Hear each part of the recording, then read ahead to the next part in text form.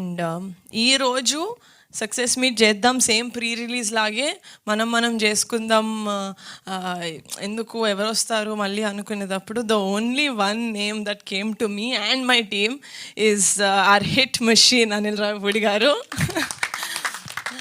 Anil sir, నేను sir I don't know మీకు ఈ రీజన్ తెలుసో లేదో, మేము ఒక చిన్న ఫ్యామిలీ స్టోరీ అని ఒక సిరీస్ చేస్తున్నప్పుడు ఒక ప్రమోషనల్ వీడియో చేసాం మీతోటి. సంగీతే అందులో హీరో, మాన్సా దానికి రైటర్, శ్రీను అందులో యాక్టర్.